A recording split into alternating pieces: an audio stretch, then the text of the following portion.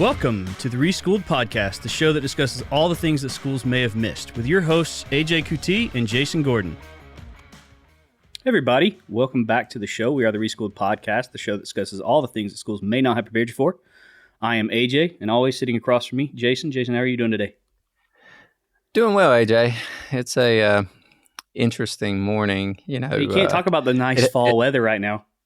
Yeah, but it's starting to get a little bit cold, but now that means, in Georgia, that means it's going to rain a lot, right? It's always that time of year. So I normally go on a 2-mile walk to take my kids to school every morning. Mm-hmm. This morning we drove. So, when I don't get my walk in the morning, it throws my whole day off. So yeah, we went to talking about throwing your day off. To me, my weekend was thrown off. I mean, for good reasons, but it was still thrown off because we went down to the in-laws and took family pictures. And so we didn't get back until later last night, which was Sunday night. And so I usually, in the weekend, I usually do go get groceries, get everything set up for the week, and not being here to be able to do that. And then we also have Halloween. We're recording this on Halloween. We have Halloween tonight. So it's a lot going on with my schedule, what would normally be my schedule being a little thrown off, but I'll figure it out. Yeah. Have you, were you, like me at Walmart at 9:00 last night trying to find candy and there was none to be had? Oh, no. My wife had candy on the grocery list for probably about 3 weeks now. I got it a long time ago. Now, granted, well, then I can't say all of it's still here. She's the reason I don't have candy then. I can't say all of it's still here. I've eaten a lot of it. But those little, is it Starburst? Yeah, the Starbursts all red packs. Uh-huh. Oh, those are the greatest things ever. And I don't think there's one left in the pack of candy we got. I don't care one thing about candy. Really? I don't either until Halloween. Really? Yeah. Until Halloween is the only time I ever really get candy. I ate a little bit of chocolate during, I would say, maybe Thanksgiving and Christmas. But for the most part, I'm just regular old meal guy. I like good food. I like really spicy food. Yeah, so me too. Anything like sriracha style stuff or your pepper style stuff I love that. But yeah, sweets, nah. No, my kids have learned from a very young age what taxes are, because when you have parents that are accountants, you have daddy tax on your candy. So I get the top 30% right off the top.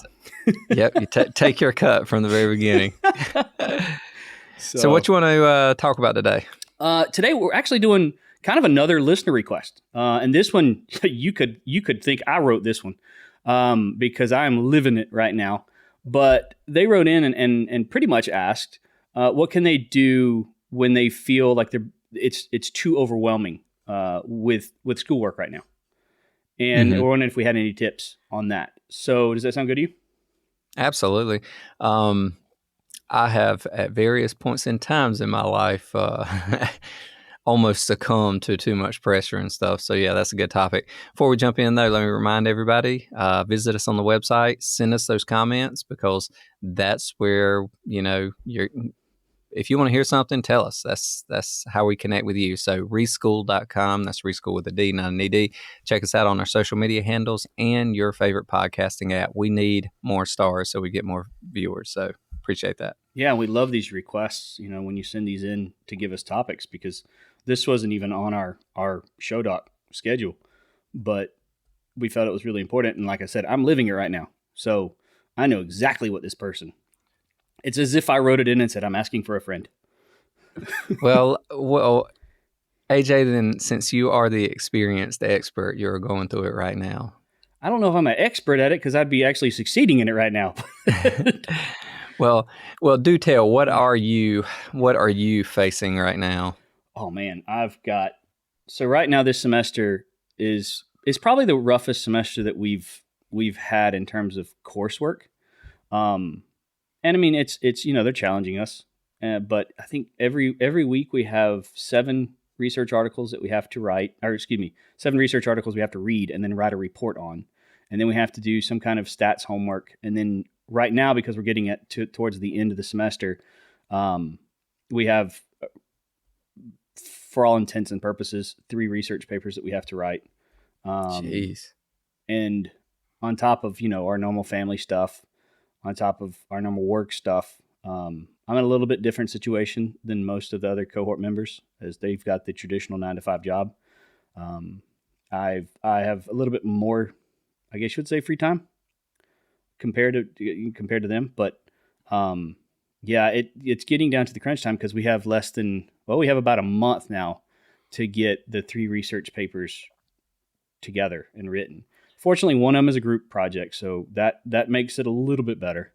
But it usually takes me about a full week of nothing but working on a research paper to get it done. And it's just one of those things that it's laborious and it can be overwhelming. But that's what I'm dealing with. What about you? So right now, I'm actually on a quarter system in my full-time job. So I'm just trying to get through this intense 10-week session because, it's 2.5-hour classes multiple times a week. So anyway, it's pretty demanding. And at the same time, I'm really trying to pick up the pace on my content media creation. So I've been doing a lot of work in my studio and just, with that, the kids, Halloween, my wife is going to Italy this week. Holy crap. Yeah, I got a conference in Italy. Oh yeah. You gotta hate those conferences that take you to Italy. Oh man, it's rough. Yeah. You gotta hate it when you can't go. Yeah. I mean, if I had a week to go, but the plane tickets are so rough, there's no way I'm going over there for a weekend, right? So anyway, a lot going on. Got to manage the kids, got to manage the household. But, my stuff is normal. That's what you expect in life. You, I think, have all those things on the plate, the kids, the family. I paid for this, by the way. Yeah, you're working a full-time job and you're paying for school all at the same time. So you've got a lot going on at the moment. And I do think that in all reality, it has given me, a few tips and tricks that have got me past the past 3 semesters. We're in our 4th semester now, and I feel like I can give you some hopefully helpful tips to the listener who is feeling overwhelmed. Well, let's do that then. It may be a little bit shorter, but let's just jump right into the tips that are going to help somebody get through an otherwise overwhelming time. Well, my first one is really just about getting to the crux of the issue. I mean, my first tip would be to really determine why you feel overwhelmed. Like, is it all about schoolwork because you got so much schoolwork going on? Is it because you have family time intertwined in there? Or is it because you have a full-time job that you're working? Is the overwhelmed feeling from school, is it because simply of what is felt an overload of class work, or is the demand for a high grade, which means increases the schoolwork or the preparation time, the studying time, and all that kind of stuff? It's really just trying to get down to the meat of the problem. And for me, this semester, it was one of those things that normally the pressure for me and my program, and interestingly enough, when you're in the doctoral program, grades really don't matter. Like your GPA doesn't matter. It's the fact that you defend your dissertation. That's it. But I've never been a straight A student. I mean, high school, undergrad, master, nothing. This is the first time that I told myself I'm going to come hell or high water. I'm going to end in straight A's. The one time it don't matter, which probably means it's going to be easier to get. But I've come to realize this semester, putting that kind of pressure on myself has really created this is really part of the issue with why I feel so overwhelmed. Is because I feel like I have to not only get everything done, which is a lot, but also try to maintain that straight A average. And now in this semester, I've come to grips where it's just, I just need to get this stuff done. It doesn't, as long as I can get passed with a B, because that's the minimum grade we have to have. As long as I can get that, I mean, it's the same thing for medical school as it is for doctoral programs in businesses, that, the person who graduates last in the class is still called doctor. Yeah. So, I've come to that realization, and and it's eased some things up. So I would say my first one would be definitely to determine where the overwhelmed feeling is really coming from. And after you graduate, it's all about, what you actually do in terms of publishing something, right? Yeah, exactly. So, well, that's actually the perfect segue into my first tip. Mine's manage your expectations. Yep. That's a good one. So, I mean, you think about it. Yeah, everybody wants to do their best. Everybody wants to put forward 100%. But, people all the time, I hear people say, I'm a perfectionist. And what they're doing is silently bragging, right? Mm-hmm. They're trying to say they're good at something. But in reality, being a perfectionist, one, it is a true mental disability, right? So these people aren't perfectionists. They just are trying to tell people that they have a high standard for themselves, which is fine. Caution on the bragging note, because that's how people see it, but that's fine. You're saying you hold yourself to a high standard. But in all honesty, if you're going to be efficient at something, right? If you are going to complete something and move on to the next thing, and in a situation like you're in, like whoever posed this question is in, there's a lot going on. As you said, you have to determine why you feel overwhelmed so you can start to prioritize those things, right? Get to the root cause. But one of those problems might be the fact that you have too high of an expectation for yourself across multiple verticals in your life. So for you just talked about in school wanting to be an all-A student and things like that, and then adjusting your expectations, right? To say, okay, well, you're going to graduate and you're going to have your doctorate degree, and you're actually the grades you made are going to make nothing of a difference, right? Nobody's ever going to look at them. Nobody's ever going to check them by and large. So with that being said, focus on the things that matter most. One, your immediate assignments, right? You actually do have to complete them, but there are also some that mean more than others. Wouldn't you say? Yeah, I mean, do you have classes that mean more to you than others? There's no question. And what you were saying about the straight A's kind of thing where nobody's going to look at them ever. From my situation now, it is simply more of an internal motivator. Mm-hmm. That's the only reason, because I know if I get burned out or if I get tired of something, then my production, my focus just severely drops. And then it's just hard for me to get anything done. So I kind of told myself early on, I'm going to set the goal of the grades for nothing more than just to kind of motivate me internally. Because there's no significance from it once we graduate. So right, there is one thing I will say. A lot of students who are listening to this are going into college. They're in undergraduate. There is still a major incentive to make good grades in college. Yeah. Oh, yeah. Absolutely. In undergrad and masters, absolutely. Yeah. Well, I mean, particularly in undergraduate. Yes. By and large, because, well, you might need or want to go to graduate school. So, for example, you're going to be a doctor, you got to go to med school, law school, so many jobs, it's going to be difficult to get ahead unless you go to graduate school at some point. And maybe that's in business, right? You work a few years and you go get an MBA. Most people who are value providers only do that job for a few years, and then you ultimately become management. Okay. And it's not long after that before you have that option that going back to school for a year or two to get some degree in business, usually an MBA or something of that sort, is what helps you move up the ranks, and significantly increases your responsibility, your title, your compensation, all of those things. It makes it harder if you did not have good grades. Right. So that's the primary motivating factor. And I know it's very difficult at this point early on in college to prioritize that, but to keep it in the back of your mind is important. So, when I say manage your expectations, one, don't kill yourself, right? Yeah. You said, identify why you're overwhelmed. If it's the classes that are causing you problems, it may be that you need to focus just on those classes and leave out some of the other things in life. It doesn't mean cut out the things that are stressing you, right? Yeah.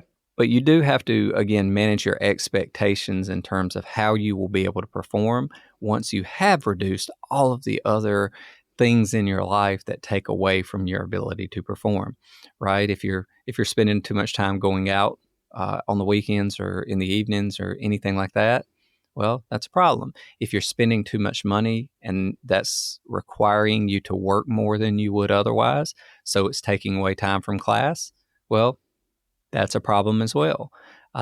If you are not able to attend the professor's office hours or any extra help sessions or study sessions or visiting a tutoring center if you have access to that, all of these things are things that are taking you away from other things, right? That are taking you away from things that would allow you to meet your expectations in the things that matter most, right? So once you determine why you're overwhelmed, you're able to, focus on that. Well, manage your expectations with regards there. Yep. All right. So I know that was a long one. So jump back to you. My second one is going to be something I mentioned on the last tips and tricks episode that we did, which was the productivity in college tips and tricks episode. And that is to create a detailed checklist. It especially with somebody with ADHD, like checklists are probably one of the most helpful tools out there. And the more itemized you can become, the more micro level the checklist can become, the better it becomes, because it really does give you this pathway to what needs to be done. And with that, then you can use that to manage those expectations that you were just talking about. You can look at it and go, okay, here, like on mine, for instance, I have a very detailed checklist for every week of the semester. And when I say detailed, like I said, it's not like read chapters 5, 6, and 7 is one line. It's like read chapter 5 and then read chapter 6 and then read chapter 7. And I have an official due date, which is when the teacher says it needs to be done. And then I have my own personal due date, which is when I either expect it to be done or when I actually do get it done. So I know how, where I am in the week with scheduling and stuff like that. And you can also put priorities on it. So like 5 stars is like the highest priority. You got to get that stuff done because it is super important. 1 star could mean you push it off till next week. It's not that big a deal. Those kind of things. So I would say I would call it a micro level dynamic checklist. If you can have one of those, I think it is the most advantageous tool you can have for any school, whether it be undergrad, and you can put it into the input in it can be schoolwork, family life, and work. I mean, you can put everything you want into it, and it would help you tremendously. So my second one would be definitely to create a micro level dynamic checklist. Well, it's so funny. Checklists, we normally look at 2 things to see how good we are at something, right? Yeah. Efficiency and effectiveness. The checklist will keep you on task. It will make you more effective at things because it causes you not to miss things, right? Especially when you do those sub checklists. Oh, yeah. And then the efficiency thing, that's what everybody talks about. That's what everybody thinks about because, I do this now. And it really does. It has an effect on both of them. I read a long time ago. It was, I want to say 15 years ago now, I think, when the book came out. A surgeon, Atul Adewande, wrote a book called Checklist Manifesto. I haven't heard of that. And it made a lot of waves because, it was a very well-written book. And he focused on how checklists allow for both those 2 things, efficiency and effectiveness, and it cuts down on the rate of error in what you're doing. And as a surgeon, that's a very important thing. Yeah, right? I would think so. So anyway, I've been sold on that for a long time. So I'll echo that the checklist is an important idea. Yep. Jumping back to me. Yep. So you've identified the things that make you feel overwhelmed. You've managed your expectations with regard to how you're going to perform in each. Well, start reaching out to your resources. Number 1, reach out to your professor. Yeah. Okay. In whatever class you're having problems, but also in the classes you're not having problems. right? I routinely receive emails from my students where they're warning me ahead of time. Oh, I'm going through this rough time or whatever. And they're just making me aware. They're not asking for anything yet. They're just telling me this is a difficult situation. Now, they would welcome any input I have, anything that might help them get past it a little bit better, any consideration I might be able to show.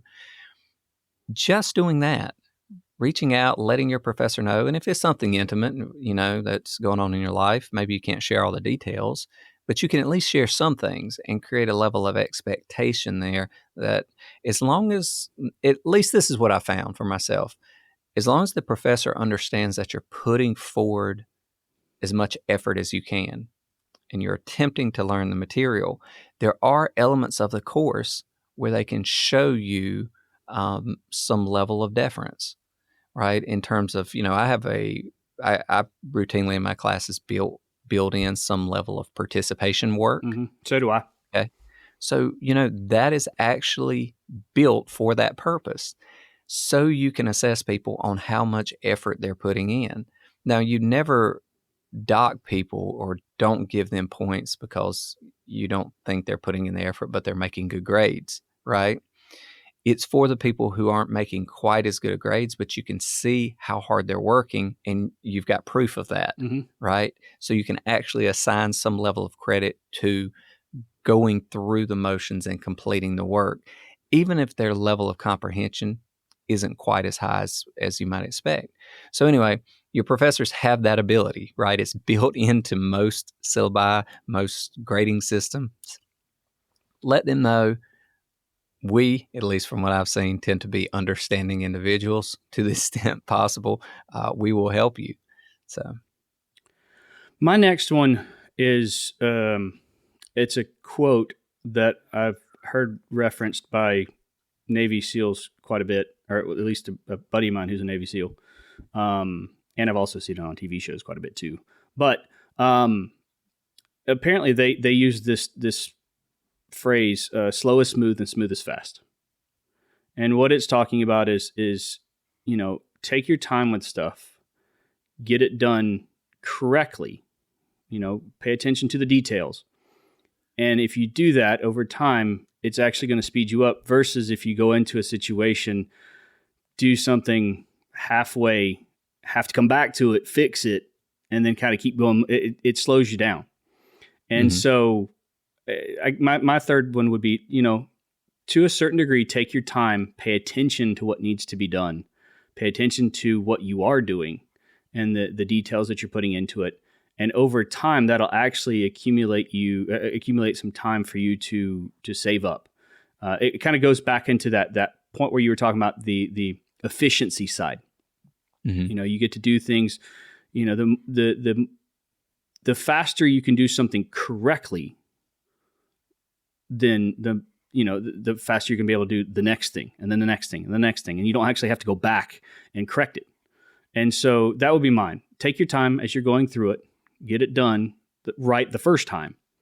And then you can move on and save that time that you would normally have to go back and re-edit things for the next project. That's great advice. And people who listen to the show regularly know I was in the military for a few years. I don't believe I ever heard that in the military. But you know where I did hear it and it really stuck? Where? Modern Family, the show. Of all places. Dad, Phil Dunphy, right? He had his philosophies. Oh, yeah. So, and, slow is smooth, smooth is fast. He used to say that all the time, and it stuck. Yeah. So. I have a buddy of mine who was you don't say he was a former, he's always in it, but he's a Navy SEAL, and he said it a couple times. He works at the camp that we work at, so he said it a few times. Wow. Yeah. I mean, it like I say, I was not in a high-speed unit per se. I was a staff officer always, right? So, but yes, the saying still holds true. Not doubting it one bit. So what's your third one? All right. So I said talk to your professors. My next one is talk to the other people in your life. Now, your professor, okay, you say you're overwhelmed and, school's a big part of it. Your professor has a lot built in to this whole system of teaching you, assessing you, assigning you a grade, that type of thing. But the other people in your life, your family, your employer, your friends, all of these people have some level of expectation for you, right? And oftentimes the expectations you set for yourself, the thing I mentioned first, is based upon what you believe others have in mind for you.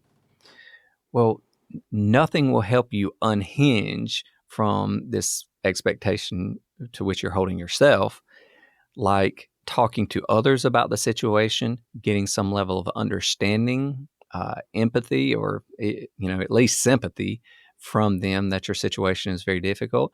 But lots of times they can alleviate part of the burden or problem, right? Your employer might be able to help you in terms of your work hours, the nature of your work, other benefits associated with it. If you're, I'm just thinking mainly in terms of time, but also in terms of what you're doing, right? If there's something you could be doing that's less mentally taxing on you, or puts you in a different location where it's easier for you to manage your other responsibilities, there you go.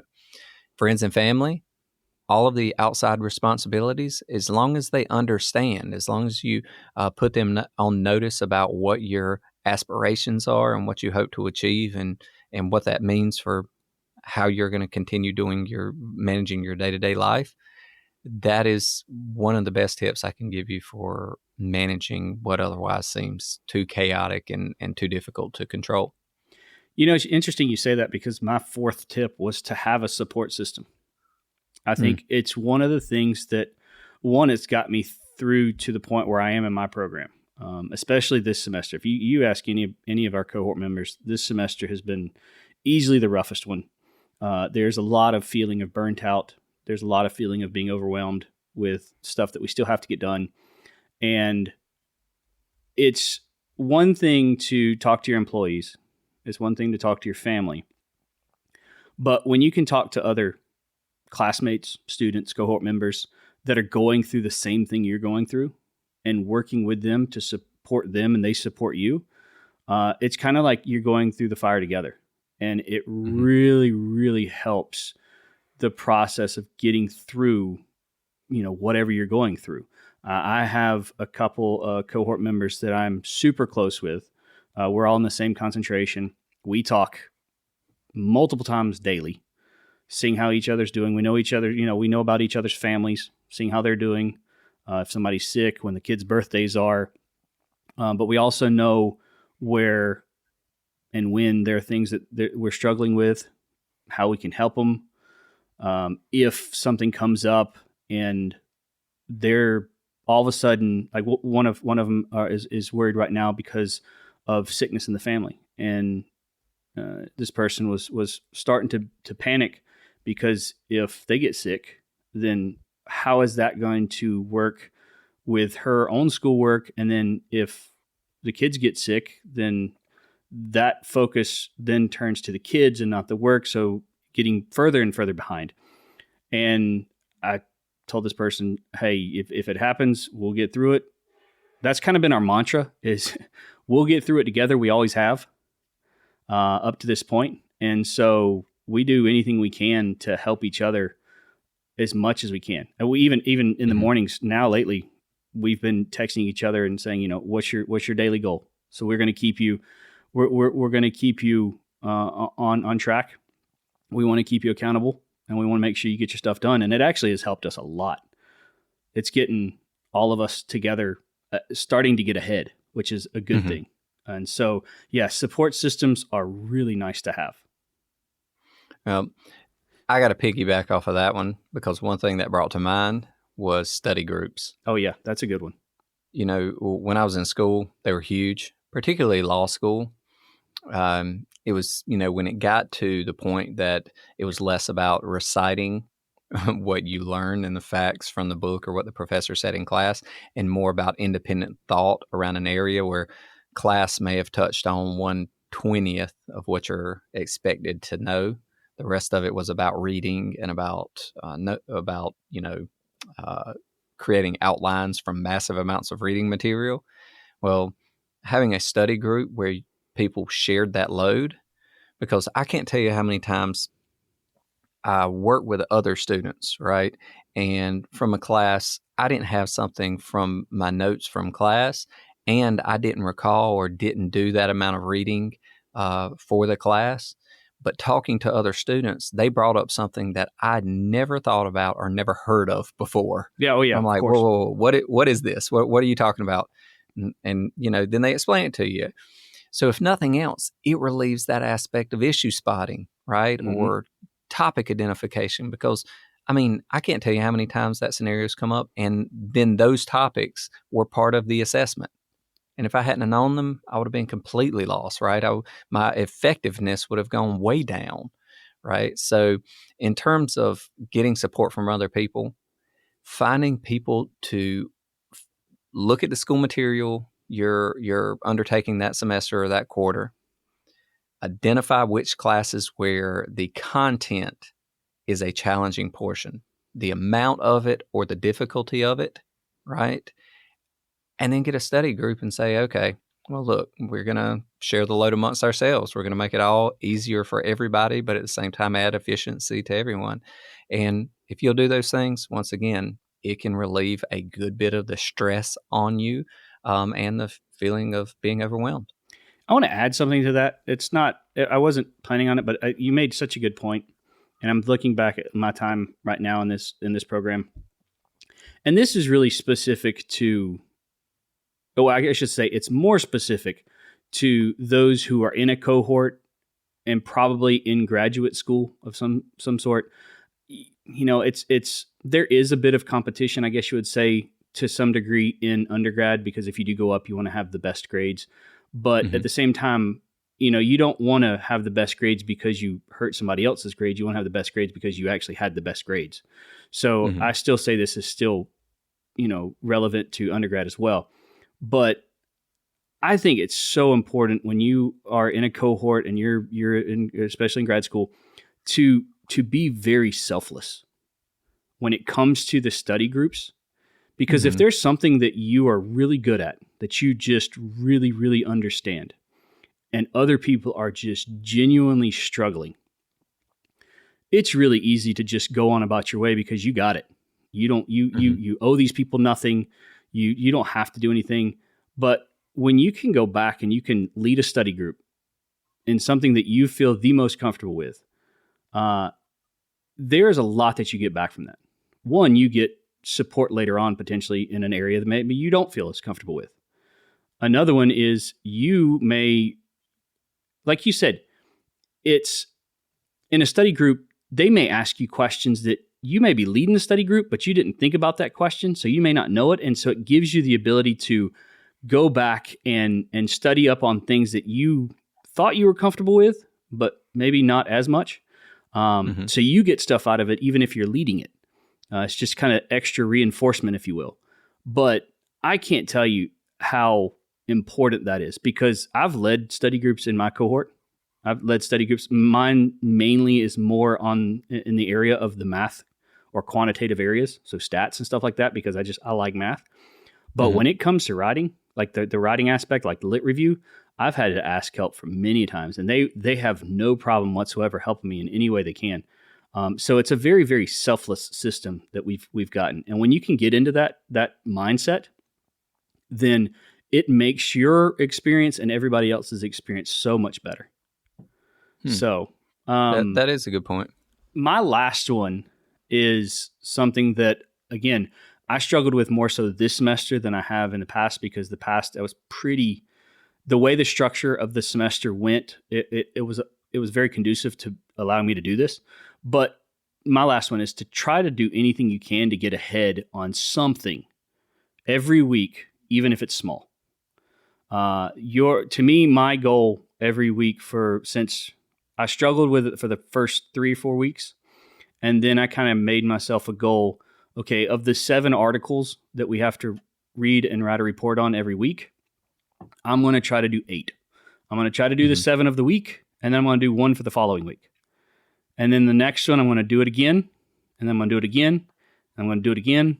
And then finally, after 7 weeks, I was a week ahead. I was a week ahead of everything. So it took me 7 weeks to get a week ahead. Now I'm on certain things, I am a couple weeks ahead just because I've been able to have some extra time here. But it wasn't all at one time. It was incrementally small steps that lead me to the ability to get ahead. And now that I have some kind of breathing room with this schoolwork, I can go back and focus on the research papers. That's going to take a ton of time.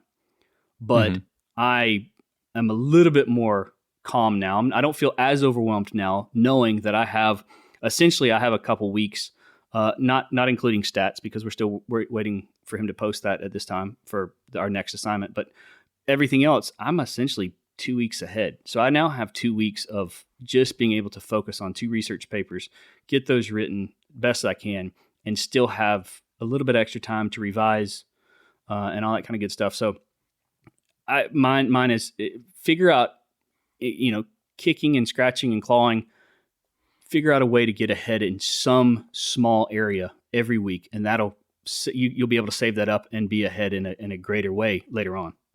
Isn't that funny how it adds up so quickly? It does. Like I was shocked when I got to the point where, like I said, 4 weeks in, I was like, okay, I have some breathing room. And what's really interesting is in the beginning, it was these small steps. So I was ahead 1 paper, and then the next week I was ahead the next paper. So I was 2 papers ahead, and the next week I was 3. And then I started to realize, wow, this is actually working.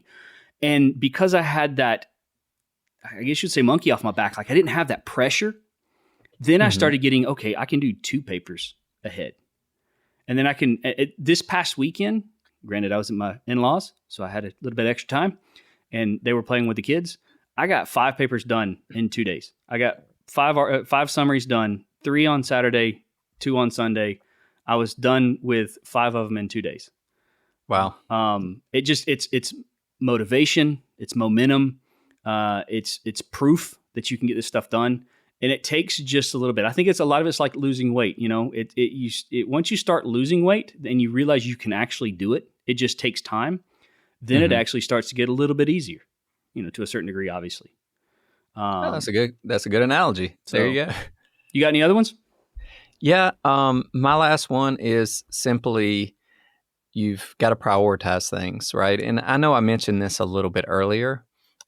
But you start prioritizing what matters most, right? And the things that are going to have the long-term impact and what matters for now. You've done all the steps that we talked about, getting support system, talking to the others around you, study groups, professors, that type of thing.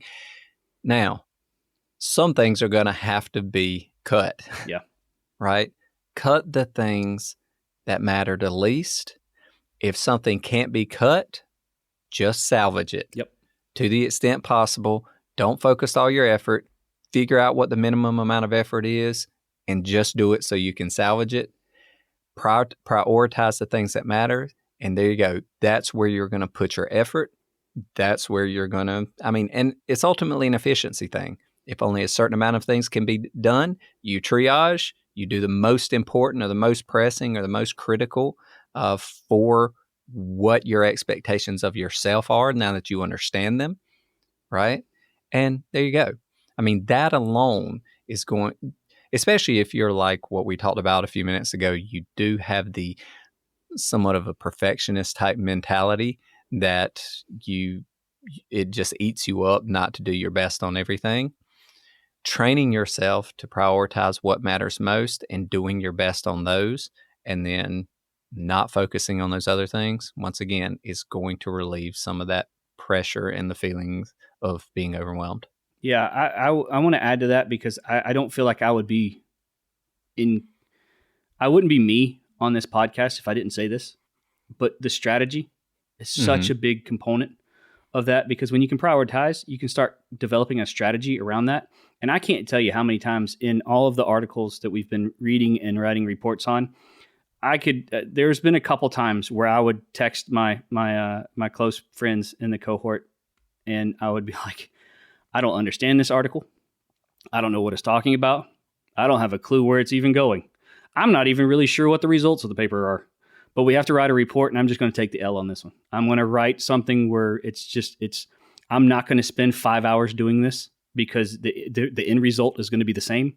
I'm going to spend an hour writing it, take the L on it, and move on, because I can use that time elsewhere to maybe improve another paper, another report somewhere else. So it's an opportunity cost kind of thing. I've used that quite a bit. But again, going back in the strategy, it is also important to understand when you can use that, because I know these reports, there's a bunch of smaller reports that we have to do, and those are a cumulative of only like 15% of our grade. And there's so many of them. So one of the, we have 15 weeks, 4 each week in this class. So what is that? 60 articles. So 1 in 60 articles that to count for 15% of your grade is not that much. I can handle taking the L on one of them or 2 of them. As long as the other ones. And so I've done that a few times. But again, it comes with the strategy and the understanding of the implication of that. I'm not going to do that on something that's going to be much, bigger. So I think it's a great one. Well, that makes sense. Well, that's really all I've got. I mean, if you do those things in concert, there's no question it is going to have the desired effect of reducing how overwhelmed you feel. Yep. I mean, being organized, being proactive, using your resources, simple tips that we've given throughout pretty much every episode, they're going to pay dividends here too. Yeah. And breathe. Just understand it'll be all right. It's a very short-term sacrifice that we usually go through in order to get what we want, which is to graduate. So we'll get through it. We always do. Well, do you have anything else to say before we head out? Just remind everybody, we love these questions, right? Yeah, absolutely. Because then we know that's what you want to hear. Keep them coming. If you send them, we'll talk about them. There you go, right? But once again, check us out on the different platforms, social media, our website, other things like that. And please, please, please share with your friends. Yep. Do that share link where you can share the name of the podcast, right? The different episodes, that type of thing. That'll get more people on the bandwagon of helping to the extent we can. Absolutely. Well, we hope you all enjoyed the show. We hope to see you next time. Until then, goodbye. Take care. Thanks for listening to the Reschool'd podcast. Be sure to head over to reschool'd.com for news and other information on things we're getting into.